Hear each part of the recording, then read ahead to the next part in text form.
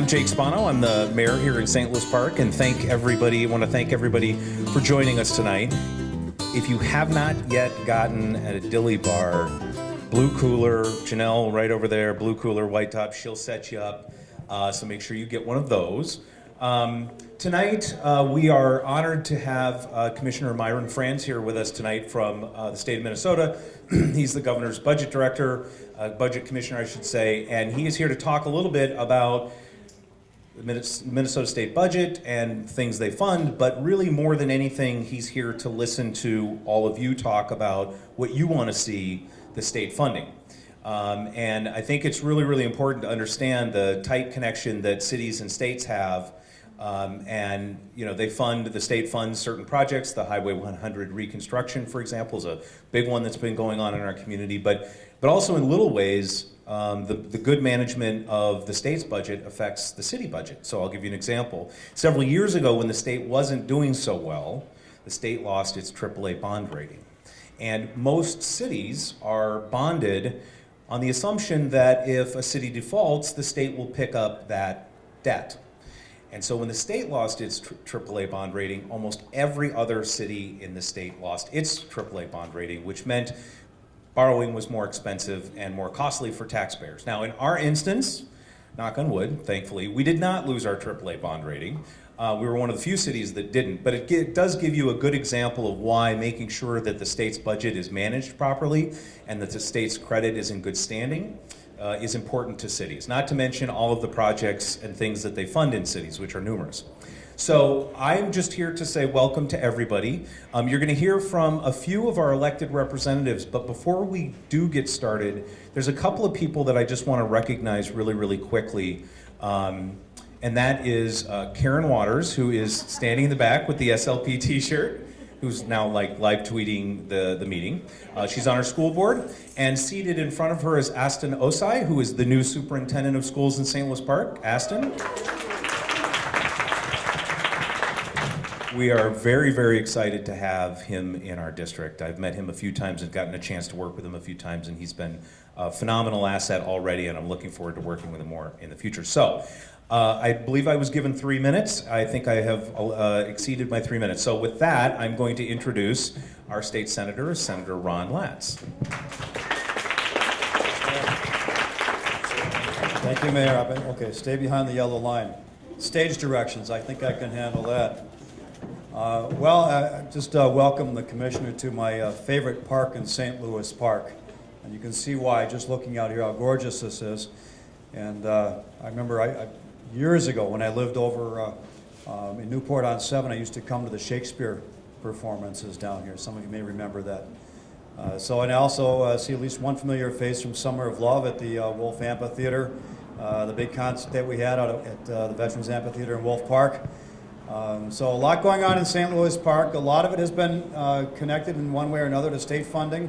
Most of it has not, and that's because, in part, because the city does such a great job of managing its funds, and that management continues under the able supervisory work of our mayor. So I want my kudos to the city council for the continued management. We do have a lot of stuff you never see that gets involved with the state. We're still working on Southwest LRT, which we do hope to see, but which the state has put a fair bit of money into the planning for, and which even not direct budget appropriations, we work on the law to try to enable things to happen. This last session, we had to fight off about 7 pieces of legislation that would have affirmatively killed Southwest in one way or another. And we fought off everything but the last one, and the last one we were able to manage well enough that it didn't kill Southwest LRT. It simply changed the funding mechanism if we can make those things happen. So I'm cautiously optimistic that that will happen. We now have a hurdle in Washington to get past, which we haven't had in the past, but I think we're going to get there. Highway 100, another one of those projects that was long-term, saw many iterations, 10 or 15-year long project, budget squeezes all the way. But I think if you get on 100 now, you'll agree that it's working out pretty well. I know it's a corridor I use all the time. There are lots of other things that the budget connects to us. And not only the budget, but of course individual changes in the law. TIF extensions, for example, or adjustments to the TIF law to allow certain things to be done in this community that might not otherwise be allowed under the state statute. Things like local government aid, which St. Louis Park used to receive quite a bit of. Now I think it's still just a little fraction, and that money is wisely set aside for mostly one-time projects, not part of the ongoing revenue streams. And things we have to fight off at the state level, like caps on levies, which we keep fighting to allow our local governments to be responsive to you, to the people who are attending the city council meetings, watching these things closely, and have the flexibility to be able to respond as the community wants for its projects. So there are connections all around. We are really honored here today to have our commissioner with us to help us see that connection, draw the line to our community and how local communities benefit directly and indirectly from what we do at the state level. So thank you all for coming out. I'm glad you made it in here before the rain hit. And it's an honor to be joining you tonight. So now I get to introduce Representative Peggy Flanagan, who's going to come up here. Glad to serve with Peggy.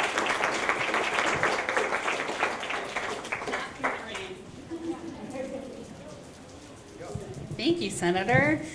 Good evening. Welcome to one of my favorite parks as well. I was going to bring Siobhan to come to the splash pad. Probably a good idea that I didn't. And that Shakespeare in the Park, that was me. We called Shakespeare and bug bites, right? So I'm just really excited that all of you are here. I'm assuming you're mostly here for the dilly bars, but also clearly to talk about the budget. And I serve on state government finance, where I have the pleasure of hearing from the commissioner quite a bit and trying to have his back throughout many of those conversations, because investment in our state is a good thing, right? As we are trying to make sure that we are serving the folks of Minnesota, and as the senator mentioned, we spend a lot of time fighting bad stuff. At least we have recently. And so I'm looking forward to opportunities to talk about what investment looks like. And I think in St. Louis Park, our mayor, our city council, that we are good stewards of those dollars when they are invested in our community. So I think my colleague, Cheryl Youakim, will also talk about some of the good things that happened this last session with regards to bonding and some of the things that we were able to accomplish together. But I think the more that you know about the budget in the state, the more you can reach out to all of us and to our colleagues to talk about the importance of investment here in the park. So my hope is that we'll talk about transportation and the environment and education and all the areas that affect our lives when it comes to the budget. And please know that we are doing everything that we can to make sure that folks here in St. Louis Park have what they need. And I'm just really excited to see everybody here tonight, because on a beautiful summer evening,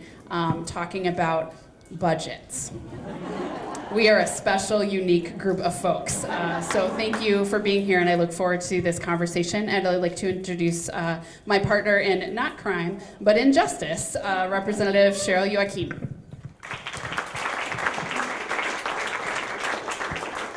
I don't have too much more to add. I know Representative Flanagan mentioned the bonding bill. We did finally get one passed this year, and although it didn't have Southwest Light Rail in it, it did have Perspectives, Inc., which is one of our wonderful organizations here in St. Louis Park that's been around for 40 years. It helps women break the cycle of homelessness and addiction and gives them hope and helps them and their children start out in a new path. So that was good. I know we want to get to the other speakers tonight, and more importantly, we want to get to all of your questions, because if you came out on a beautiful night like this, you should get to ask as many questions as you want and get dilly bars. So, but no, I did also want to mention one of the things that's near and dear to my heart is the state workers that are under MMB and all our state agencies. There's a lot of them out there that are our friends and neighbors that we don't realize. They're kind of those unsung heroes that work in the background, kind of like our city employees too. So just think of that at the state level.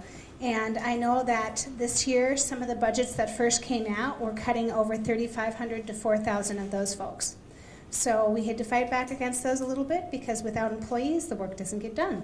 So it's very important that we keep that in mind. And I would like to introduce next our very own, and I say our very own because he's from our area, Secretary of State Steve Simon.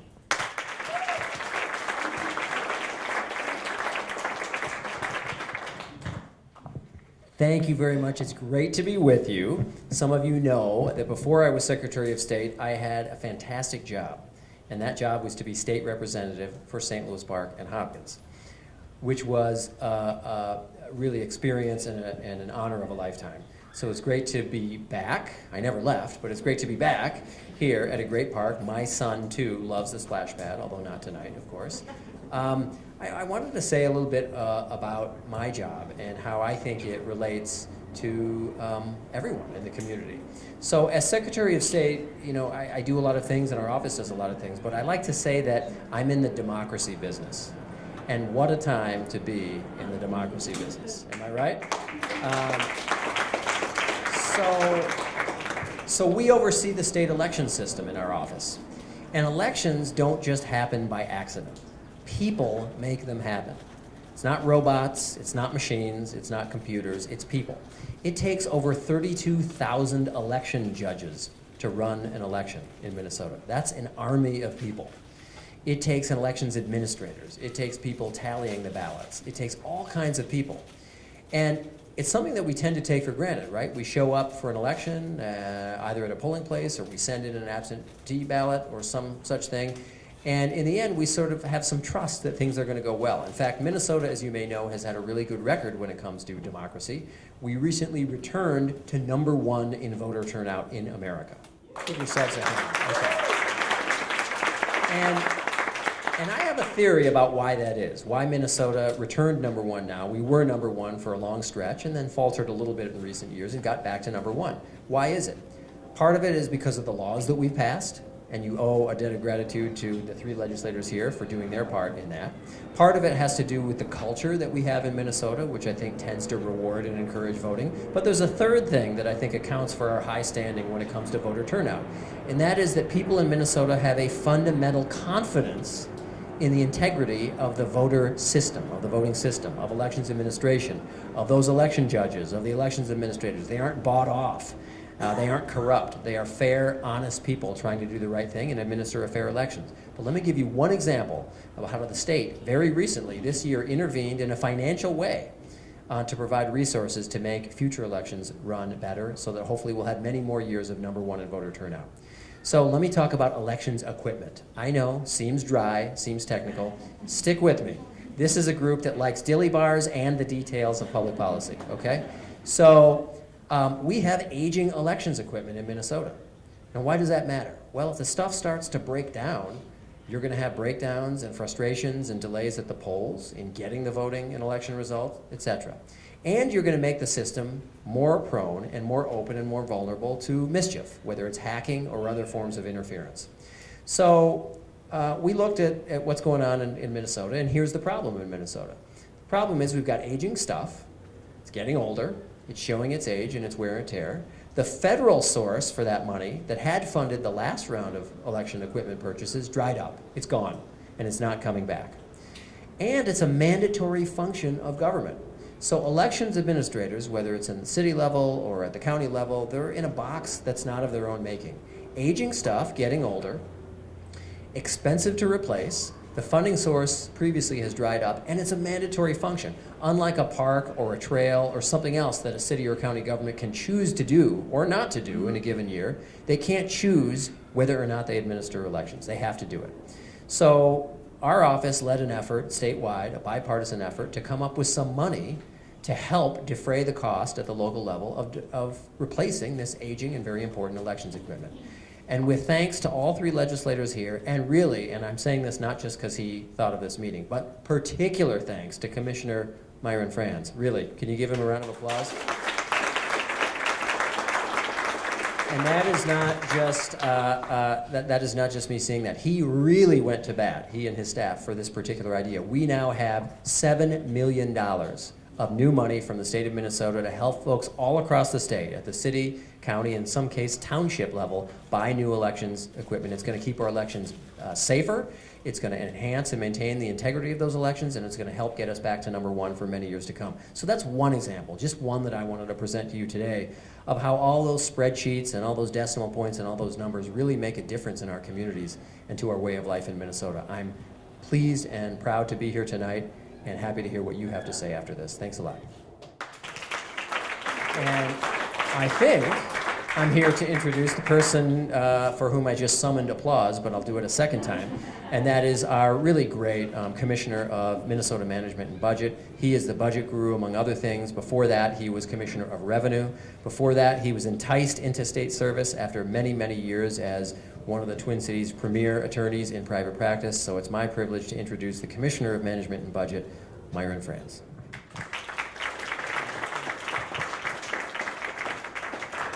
Okay, I think I should stop right there. How much better can it get than that? I don't know where to start because when Secretary Simon started talking about things showing their age and getting old, I thought he was going to talk about me for a minute. But you know, to get people out on a beautiful summer night to talk about budget, we will not give your names to anybody, I promise, because not everyone would understand. There's room to sit up here too, by the way, if some of you folks in the back want to move in up here. There's plenty of seats up here too. The dilly bars are still open.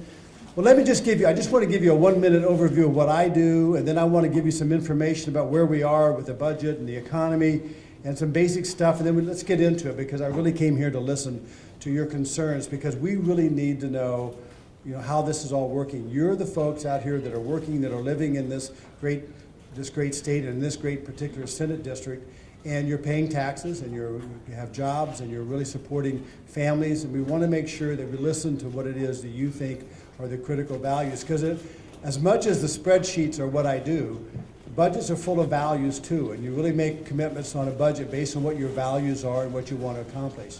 So as a Commissioner of Minnesota Management and Budget, in 2008, they merged the Department of Finance and Department of Employee Relations together, and now we call it Management and Budget. So I'm the Commissioner of Management and Budget appointed by the governor, and I serve at his pleasure, and when his term is done, which happens to be January 7th, 2019, not that I'm counting or anything, I'm done too. So, but my job is to be the Chief Financial Officer, the Treasurer, in charge of bonding, in charge of forecasting, the economic forecast. I'm also in charge of all HR for the 34,000 employees that we have, administering the state employee health insurance plan. We might get into health insurance issues tonight. So there's a lot that goes on at MMB. And the representatives and the electeds that you all have here, I call them elected, the elected officials are really talented. I've worked with every one of these people, and they're all smart, hardworking, they get the job done, and they're trustworthy. And I'm sorry, you can't say that everywhere you go. These folks, you're very, very fortunate to have these folks that represent you here. I really could. Let's give them a round of applause, really. And you know, what group of people would say yes to coming out in the summer and talking about budget? But they did. They said yes. You're an experiment. You're our first guinea pig.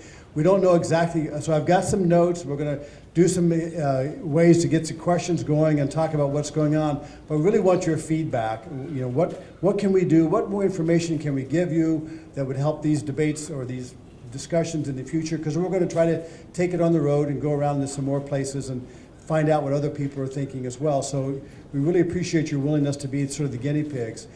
But the real purpose here is to hear what's working, what's not working, where are the problems, what could we make better, where should we put our resources? And one of the reasons we have resources in Minnesota, and not every state does, we have resources because we've been balancing the budget for over 4 years now, almost 6 years. We've been able to turn around the budget situation. Most of you may recall that from about 2001 to 2010, we had massive deficits year after year. There were a couple of years, like 2005, that the economy was doing well, but generally, we had 9 deficit years out of 11 in a row during that decade.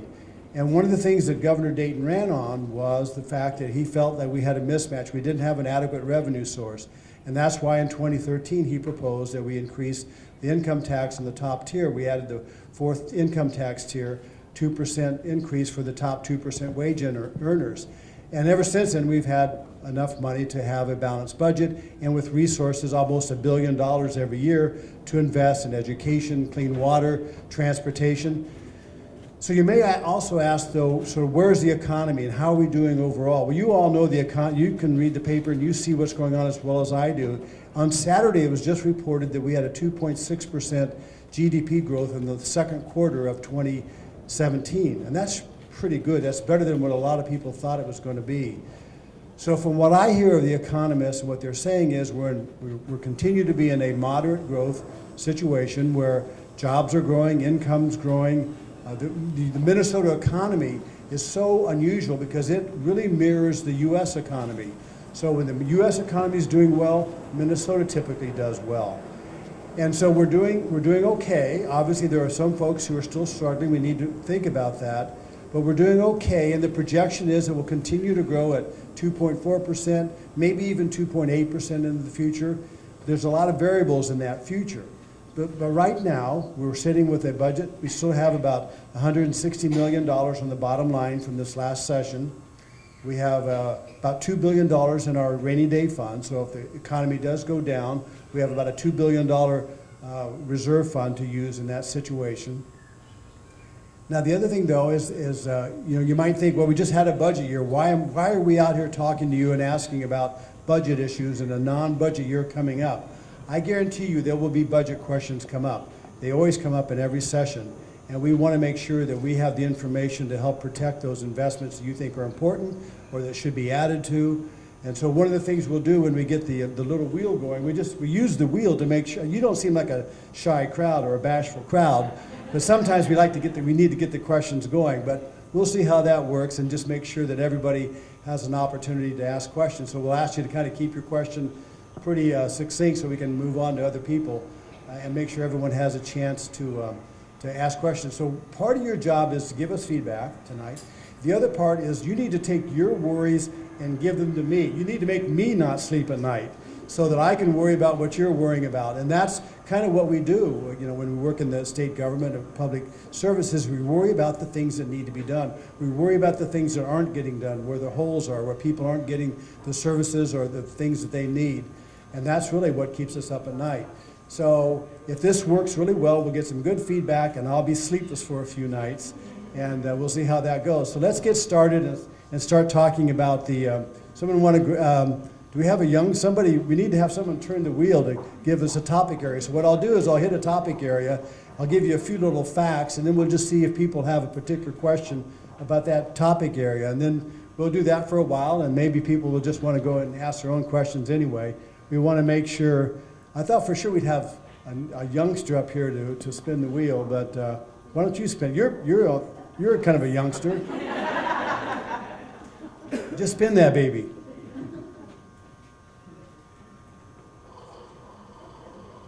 It's getting close to state fair time. So. It says DHS, so healthcare, Department of Human Services. Let me just give a couple big numbers here and big ideas. I mean, obviously we all know that the overhaul or the repeal and replace effort is over with, at least for now, at the federal level. So we don't know what's going to happen, but one of the things that we projected was if it had passed, it would have cost Minnesota about $2 billion in 2020 and 2021. They would have removed about $2 billion worth of funding for Medicaid and Medicare. So it was a huge deal and really an important deal. One of the things that we see a lot of support for Medicare and Medicaid, Minnesota Care in Minnesota. And you may have heard just today that the insurance companies said that their rates were going to be fairly stable for the individual market for the next year. So there's some hope that some of the turmoil in the health insurance market will slow down a little bit. But let me stop there, and anyone have any questions? Yes, go ahead. For Medicaid, about half the money comes from the feds and half comes from the state. It's a giant piece of our budget. And there's supposed to be an independent audit of those Medicaid dollars spent on health care. every year, and one has never been done for 27 years in the state of Minnesota. Will this be the magic year where we have an independent audit done, including paid claims data that the healthcare companies claim are trade secrets? And how do you do an audit unless you know how much money has been spent? And it's taxpayers' dollars, state and federal. So do you think that this might be the magic year for it? Well, the audit, there is an Office of Legislative Auditor audit that's performed. Yes, and he has stated in a written article that there is no audit firm in the state of Minnesota that is qualified to do an independent audit. James Noble. Yeah, he does a lot of work in that area. One of the things that is a big program, one of the things that, if this is kind of one of those chicken and egg issues, one of the difficulties in managing these large of people is the infrastructure, the IT infrastructure that we have. And in order to maintain, really up-to-date roles of who qualifies and who doesn't qualify, and one of the difficulties is making sure that you qualify for one program, and sometimes you have to find out what the other program is, and these programs don't always talk to one another. So there's a lot of difficulty in making sure that the people who need these systems can figure out what's available and what the qualifications are, and then we have an audit trail at the end to figure out whether that was correct or not. So I think we did get some money in this legislature, about, I forget how much money, to increase the IT infrastructure at the Department of Human Services, and that will form, I think, sort of the backdrop and the ability to make sure that we're being as fair as we can with those people that get these incomes. Rates are set based upon the insurance company's claims that they have to pay, paid claims data, and none of that information has ever been revealed. So how do we know that we're getting the rates that we should get? And I speak as a self-employed person for the past 27 years, where my husband and I saw our health insurance rates go from $150 a month for a premium to, just when Obamacare started, $3,000 a month, and neither of us is ill. Well, I think that's one of the things in the Department of Commerce does, in fact, have access to some of the information that the health plans put together.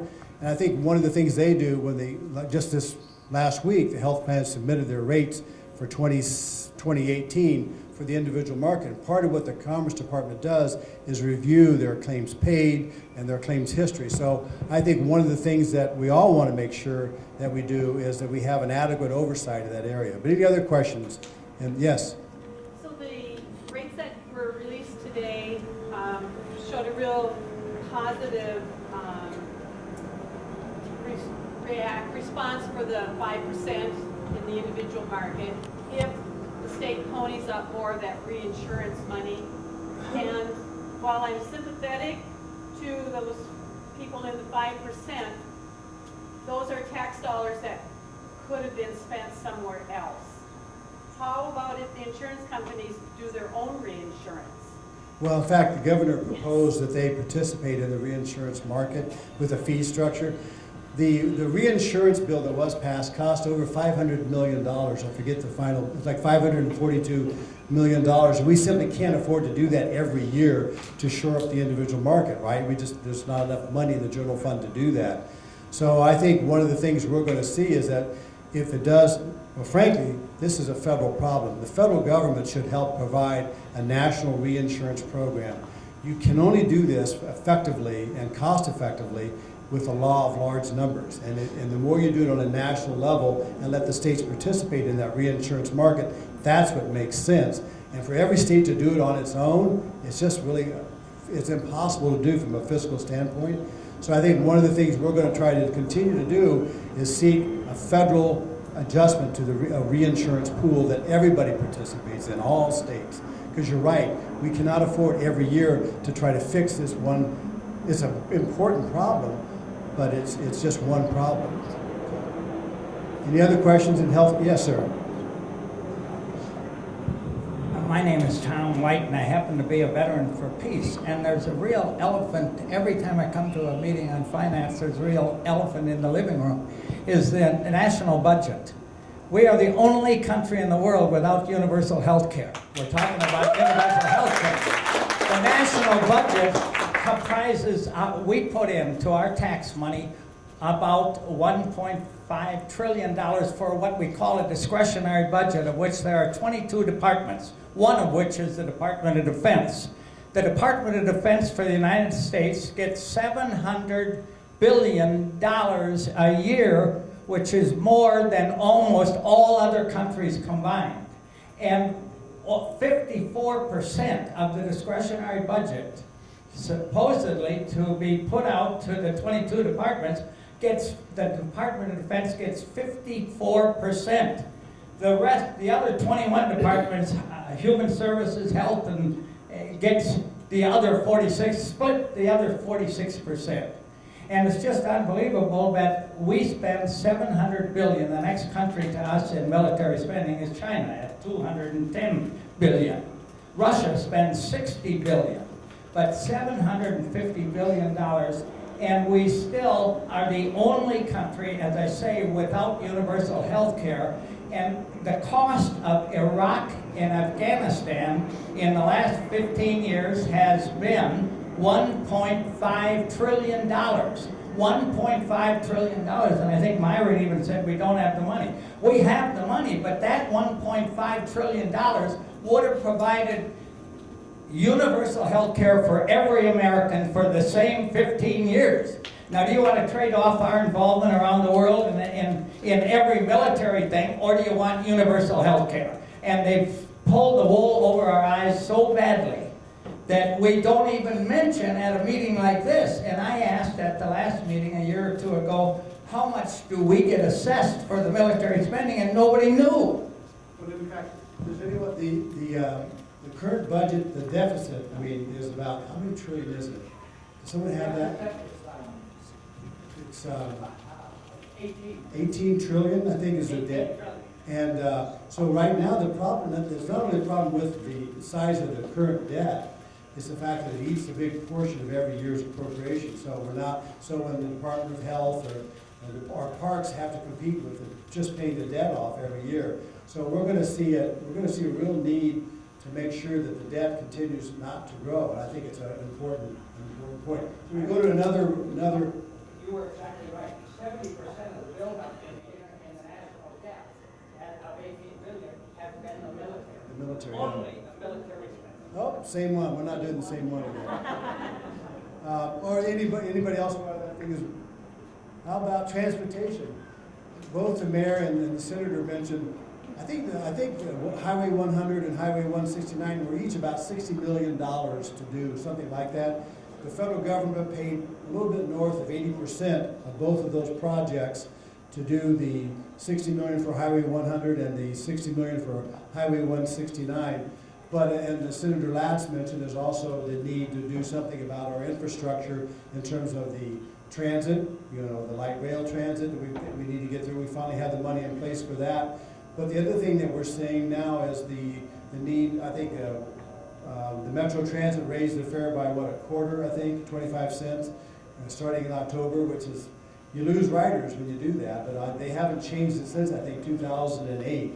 So you always had that issue about what kind of structure, how can we support both buses, light rail, of course the bikes around here. I ride my bike through this neighborhood all the time. There's a great bike trail around here.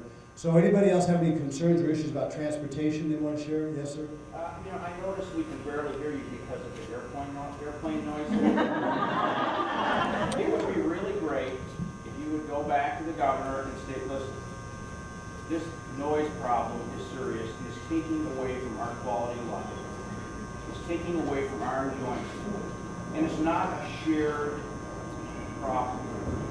Because of RNAV, we have all these arrivals now that are coming down the same path, taking away our ability to even hear you. And now they're talking about doing it for... I can't hear you. You're right, I'll take that back. The problem we have is that our Metropolitan Council, who oversees the MAC, the governor is the man in charge, and he appoints everybody. We have no elected officials here, but we can go in and say, listen, we're not going to take all this noise. so that the people over in St. Paul get none, and the people in the northeast part of town, Roseville, they don't get any. I mean, you're saddling us with this noise, and you know this is a transportation issue, and it's taking away from our quality of life. I'll take that. I mean, I think that's important. The Metropolitan Airport Commission and the Met Council, they all have regional responsibilities. I think that's one of the reasons we've been relying a little bit more on regional decision-making bodies to try to spread out the pain and the gain sometimes. I think there's a question over here. Yes. Thank you, Commissioner. Tomorrow happens to be the 10th anniversary of the 35W bridge collapse, and it's in the news. Everybody's listening to public radio, for example. He'll show the story a couple of times today. Where are we in terms of funding future infrastructure and protective caretaking of our bridges and roads? How much time do we have? I'm kind of a newcomer to this issue, to be honest.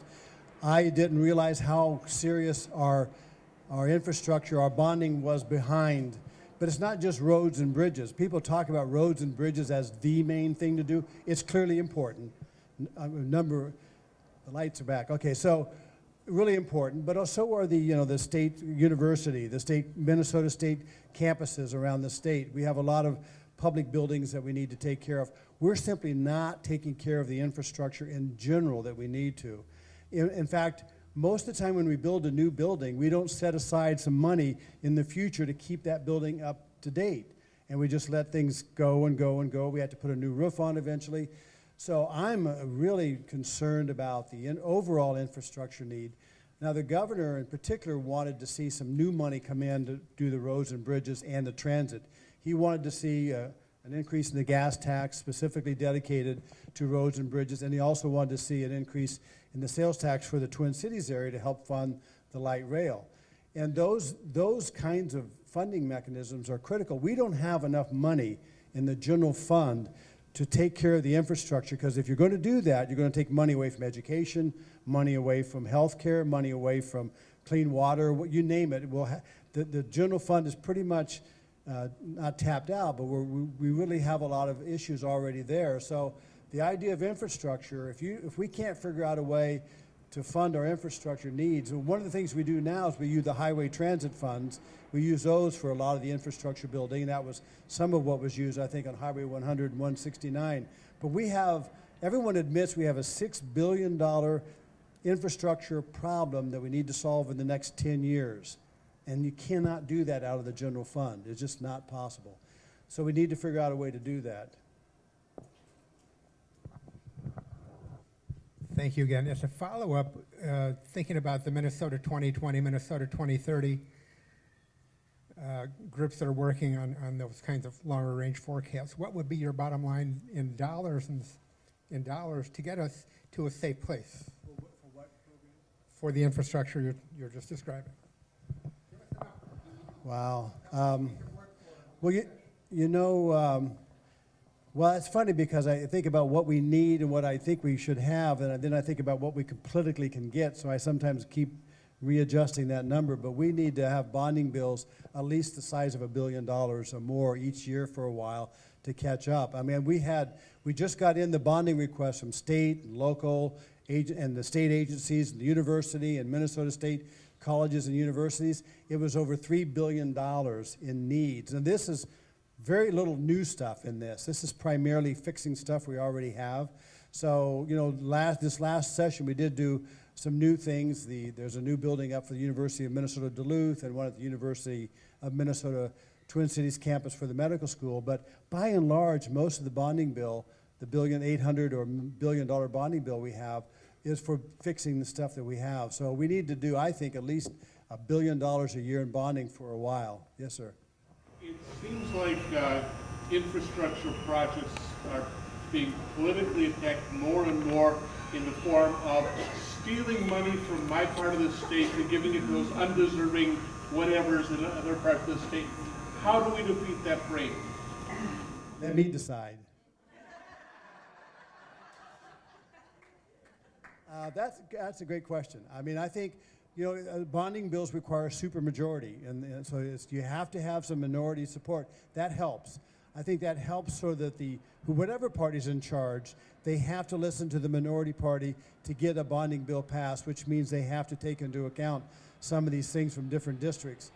It's a huge problem. One of the things I'd like to do, you know, in the MnDOT process, we've got all the projects sort of listed for the next 10 years, and they're ranked in order of priority, how much money they cost. I think we should do the same thing with other bonding infrastructure issues so that there's no debate on where the first dollar goes. It's how many dollars do we have to get down this list that everybody agrees this is the priority list. We've got to do these 10 things in this order, and then we move on to the next 10 things. I think that would be one way to get a bipartisan group of people together to agree, because it wouldn't be that hard to agree objectively that these are the 6, 10 next things we need to do, but I'm not going to hold my breath on that one. I did want to give you a little bit of information about where the dollars go, and so just most of you probably know this, but we spend about $22 billion. We're going to spend about $22.5 billion in fiscal year 18, starting just July 1 to next June 30. As I mentioned, we've got about a $2 billion rainy day fund, but we spend about 41% of that goes to K-12 education. Now I'm talking, you know, so remember, the state is primarily a check writer in many ways. We get checks, we get money, and we send it out to school districts. It's a lot of what we do. 41% goes to K-12. Higher education gets 7.3, and everybody thinks that's really not enough. That's one of the reasons you're seeing tuition and student debt go up and up and up. We used to fund 2/3 of public education, higher education, 20 years ago. Now we fund about 1/3, and that's why people have such high debt. That's a problem. Property tax aids and credits, some of the local government aid that St. Louis Park gets comes through the property tax aids and credits, helps to try to keep down property taxes and help local communities fund projects. Health and Human Services that we were talking about is 30.7%. Public Safety and Judiciary about 5.1%. Transportation is only 0.7%. That's just because it's general fund dollars. This does not include the federal money that comes in. If you include federal money, it gets to be about 10 or 12%.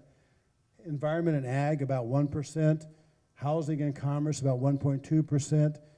And jobs and economic development, there's a lot in that 1.2%. State government and veterans, 2.2%. Debt service is at 3%, which we think is a pretty good number. And if you compare our debt service to other states, we're in the middle of the pack or maybe a little bit lower. 90% of the money that the state government brings in goes out in checks to people or institutions like the universities or to education or K-12 education or to people in health and human services. So your state government per se is really, it's less than 10%, but most all the money that we have goes out the door to fund other projects. So, what time is it? How much time do we have? Oh, good. We got a couple more questions. Yes, sir. I was in my name is Bill James, and I was in a business roundtable the other day, and there were 4 of the 18 Fortune 100 CEOs in the room. Because there's 18 Fortune 100 companies here in Minnesota now.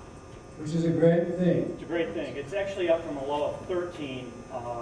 The highest was 21 at one point in time.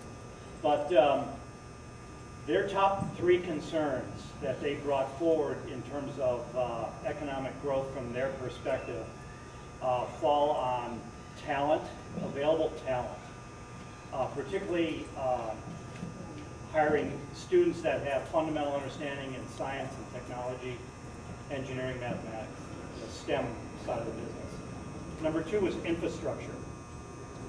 They see it as actually as a threat to their growth plans, just getting people to and from the work, and having proper telecommunications, high-speed internet, all of that capacity in place. The third biggest threat that they talked about was really how funds are allocated on that wheel. It's not hard. I could stand in the back of the room and see the 2 biggest slices. This is a math problem. So they're trying to figure out how they can grow their businesses. Their targeted growth number is 2.1%. So they're about 60 to 70 basis points below the national average. That's what they plan to. That's what they set hiring trends on. That's what they sell build plans on, growth and expansion. They all have Plan Bs to, all of them discuss expansion plans in other states. They all have solid plans to expand their businesses in other states based on the three big problems, which is talent, infrastructure, and availability to grow and expand. So, No, thank you for mentioning that. I mean, the talent problem, as you know, the baby boomers, and I'm one of them, as we start to age out of the workforce, the population numbers drop pretty dramatically. We're competing with all other countries, other states, and we're trying to be more competitive in the state workforce to draw more talented people to work for us, and we're competing with these very same companies that are paying more sometimes. And so this competition for talent is really critical. And so one of the things that I hear people talk about, though, is we need to keep talent here, we need to attract talent to come here, and we clearly need all of the talent we have to succeed. And that's where the superintendent, what's your name? That, you better get your stuff together. Because it's critical that every child succeed here. We cannot afford to lose anyone for the moral reason, right? But clearly for the economic reason too. It's just we've got to make opportunities available. We've got to make education more affordable. I mean, the higher education thing I think needs to be funded better. We need to make K-12 work more effectively. We need to have training programs. I think Minnesota State has done a great job in advocating both education with the associate's degree. That's a loud one. And a lot of training programs where people can decide, do I go in for this training, do I go for the associate's degree, or do I get the four-year degree? Four-year degree is not for everybody. But if we don't really focus on attracting and keeping talent in this state, we're going to have businesses decide to move someplace else because they've got to have people. And then the infrastructure, tying back to the infrastructure, if we don't fix the infrastructure and you can't get your product from A to B or your service from A to B, it doesn't work. Yes? Well, you're talking about wanting to get more talent for Minnesota. One of the things that I think is actually preventing us from attracting millennials and people from other parts of the country here is not our weather, it's our lack of good transportation systems. I've got a daughter and a son-in-law in Boston that I would love to bring back here, and they're saying, you don't have any kind of subways, you don't have the trains, you don't have the systems where we'd have to drive everywhere and we don't want to. And I think that's something that Minnesota really needs to emphasize if we want to attract people of quality to our state. That's a great point. Yeah, yes. Denver. Want to work in that green section, then they would actually work. Our state would have more budget for transportation and infrastructure. Just shift it. Quit paying people not to work. Yeah, well, I think one of the things about the transit, I mean, Denver is a great example. They've really done the transit thing and really have started attracting the younger people there. And a lot of younger folks don't want one car or two cars for sure. They want to be able to get around and move around and participate in that system. And we've got to do that, or we're not going to attract these millennials. I'm sorry, here. I grew up near Bemidji. And so when I go up there, I'm learning how to have these conversations. But, you know, you said 1% with agriculture. Yeah. We have got such serious clean water problems that have to do with agriculture. And we're losing, you know, like when I was a kid, 13% of the people that were farmers were family farmers. Now it's about 1 or 2%. And I think that's a huge problem. The agribusinesses, and you know, one of my brothers completely out of business, and they produce poor quality food, and that is such an important issue in northern Minnesota and all over in rural areas. I wonder what we're doing about that. Well, my boss is in Rochester tonight with his first meeting on water quality. This is his year of water. I think the stat was 40% of our water is, there's a problem with 40% of our water in terms of not being as clean as it should be. we have got to change our water is we have an abundance of water here, and we're not taking care of it. You're exactly right. The program he's trying to get going is 25 by 25. Let's increase the water quality by 25% by 2025 as a way to kind of get started. But, I grew up on a farm, and the farmers are really slow to, and of course there are not as many farmers, a lot bigger farms now, but farmers are slow to change sometimes, and I think we really have to show that this is an important, critical component. You get that phosphate and those fertilizer elements into the what's it called down, but the aquifers, it takes forever for that to clean out. It just takes a long time. So we've got to do that. That's part of growth. You can't grow without a good transit system or without good water. I think that's going to be a key. We actually, I think this stat is right. We have, our watershed is 99% affected by us. So we don't have anybody to blame but ourselves for the quality of our water, because we don't get water from someplace else. Most of it starts right here in Minnesota. And it's really an important, very important thing we have to take care of. Maybe one more? Here. Whoops, okay, I'll lean. Everybody else is used to this, but I'm in higher education. I teach at North Hennepin Community College. And you stated that we need more funding for higher education, which is absolutely true. I think, however, we have a problem with messaging, and it's at the Minnesota state level with our state legislatures, because they continue to cut and cut and cut. And what we don't understand is how expensive job training programs actually are to run. It requires equipment, it requires facilities, which I can talk about at great length, because many of our institutions are over 50 to 75 to 100 years old. And somehow or another, we're not getting the message through that this needs to be a concerted investment for our future. And thank you. How many teachers do we have here tonight? Other teachers? Yeah. No, you're exactly right. And I think one of the things that, and I'm surprised business and the business groups aren't more in favor, more supportive, because it's for their own self-interest that we support and fund higher education at a higher rate. And it's not cheap. Things are getting more expensive in the Minnesota state system. And thank you for the work that you do. I appreciate all the. How many public servants do we have in this group? Anyway, people who work for the state or the city or teaching or whatever. Well, let's give them a round of applause. They do a great job. When we talk about infrastructure, I do want to say one thing that we did that didn't really help jobs in terms of the businesses or getting people around, but it's the right thing to do. We spent $310 million on the state capitol. We've got some brochures up here I want you to take, because the grand opening is a week from Friday, I think, at the Capitol.